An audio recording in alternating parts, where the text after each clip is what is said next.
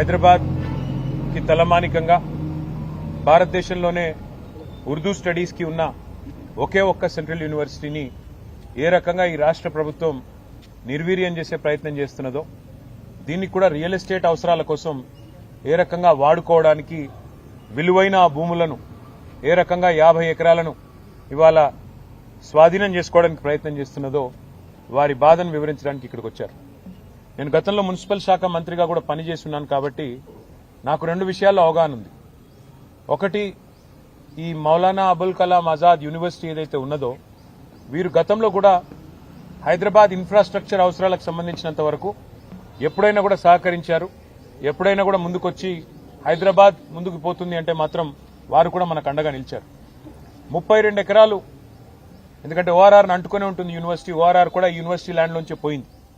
అది అడిగినప్పుడు ఆనాడు కాంగ్రెస్ ప్రభుత్వమే ఉంది, 32 ఎకరాలు అప్పుడు కూడా ఇచ్చారు.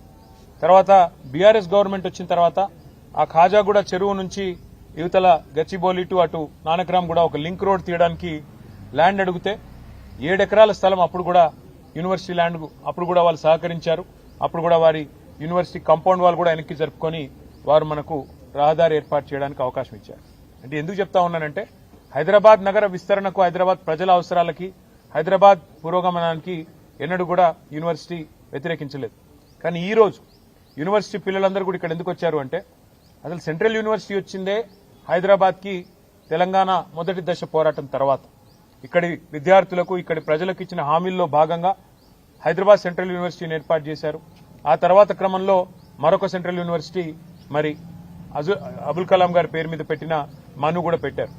పెట్టిన తర్వాత ఈరోజు ఆ స్థలాలకిచ్చిన ఆ విశ్వవిద్యాలయాలకు ఇచ్చిన భూములను తిరిగి వెనక్కి తీసుకుందామనే ప్రయత్నం ఏదైతే ప్రభుత్వం చేస్తున్నదో ఇది నిజంగా కూడా తీవ్రంగా గర్హించదగ్గది, తీవ్రంగా వ్యతిరేకించదగ్గది. ఇంకోటి మనం చూస్తూ ఉంటాం సినిమాల్లో, టీవీల్లో సీరియల్ కిల్లర్లను చూస్తుంటాం. అట్లాగే ఈ కాంగ్రెస్ ప్రభుత్వం ఎట్లా ఉందంటే సీరియల్ స్నాచర్ వీళ్ళు. ఇది మొదటిది కాదు, ప్రభుత్వ భూమి వీళ్ళు లాక్కునే ప్రయత్నం చేస్తున్నది. మీకు గుర్తుండాలి, ప్రొఫెసర్ జయశంకర్ గారి పేరు మీద ఉన్న వ్యవసాయ విశ్వవిద్యాలయం నుంచి 100 ఎకరాల స్థలాన్ని తీసుకున్నారు. అక్కడ విద్యార్థులు మొత్తం పోరాటం చేసినా, ఆందోళన చేసినా వారి ఉద్యమాన్ని అణిచివేసి 100 ఎకరాలు తీసుకుని అక్కడ హైకోర్టు కడతామని చెప్పి వారు ప్రభుత్వం వారు ఆనాడు కూడా స్వాధీనం చేసుకున్నారు. రాష్ట్రంలో ఎక్కడా భూమి లేదన్నట్టు విశ్వవిద్యాలయం మీద పడి ఆ ల్యాండ్ గుంజుకున్నారు. ఆ తర్వాత హైదరాబాద్ సెంట్రల్ యూనివర్సిటీలో కూడా ఇదే రకమైన రియల్ ఎస్టేట్ దందా, ఇదే రకమైన రియల్ ఎస్టేట్ వ్యాపారం అక్కడ కూడా చేసే ప్రయత్నం చేసి 400 ఎకరాలు అక్కడ మరి యూనివర్సిటీ భూమిని కూడా తీసుకునే ప్రయత్నం చేస్తే చివరికి సుప్రీంకోర్టు చీఫ్ జస్టిస్ ఆయన స్వయంగా బీఆర్ గవాయి గారు, ఆయన గ్రీన్ బెంచ్ కూడా ఆయనే చూస్తారు కాబట్టి సువమోటోగా ఆయన తీసుకొని ఆదేశాలు ఇచ్చేదాకా వీళ్ళు ఇక్కడ రాష్ట్ర ప్రభుత్వం పట్టించుకోలేదు, కేంద్ర ప్రభుత్వం కూడా పట్టించుకోలేదు.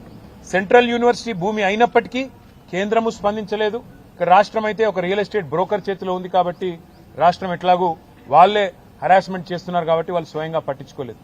కానీ సుప్రీంకోర్టు ఇన్వాల్వ్ అయిన తర్వాత నిజంగా ఒక బాధాకరమైన సంఘటన జరిగింది.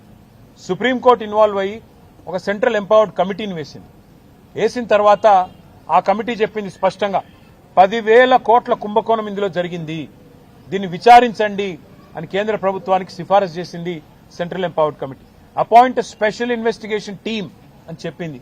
కానీ ఎందుకో మరి బడే బాయ్ చోటే బాయ్ రిలేషన్ కావచ్చు, ఇంకోటి కావచ్చు, ఇంతవరకు కేంద్ర ప్రభుత్వం ఎలాంటి చర్య కూడా తీసుకోలేదు, ఎలాంటి ఇన్వెస్టిగేషన్ కూడా ప్రారంభించలేదు. 10,000 కోట్ల కుంభకోణం కాంగ్రెస్ గవర్నమెంట్ చేస్తే ఇవాళ బీజేపీ గవర్నమెంట్ దానికి వత్తాసు పలుకుతా ఉంది. ఇది ఎందుకు చెప్తున్నా నేనంటే ఒకవేళ హైదరాబాద్ సెంట్రల్ యూనివర్సిటీలో కనుక కేంద్ర ప్రభుత్వం గట్టిగా యాక్ట్ చేసి ఉంటే రాష్ట్ర ప్రభుత్వం ఈరోజు ఈ దాష్టీకానికి ఒడిగట్టే పరిస్థితి ఉండేది కాదు. ఈరోజు ఇండియన్ స్కూల్ ఆఫ్ బిజినెస్ వాళ్లకు నోటీస్ ఇచ్చారు, అక్కడ కూడా 100 ఎకరాలు తీసుకునే ప్రయత్నం చేస్తున్నారు. ఇక్కడ మౌలానా అబుల్ కలాం ఆజాద్ యూనివర్సిటీకి నోటీస్ ఇచ్చి ఇక్కడ 50 ఎకరాలు లాక్కునే ప్రయత్నం చేస్తున్నారు. ఇది ఒక రియల్ ఎస్టేట్ బ్రోకర్ వ్యవహారం మాదిరిగా ఈ ప్రభుత్వం పనితీరున్నది తప్ప విద్యా సంస్థల్ని, విశ్వవిద్యాలయాల్ని ముందుకు తీసుకుపోవాలన్న సోయి గాని ఇంగితం గానీ లేదు.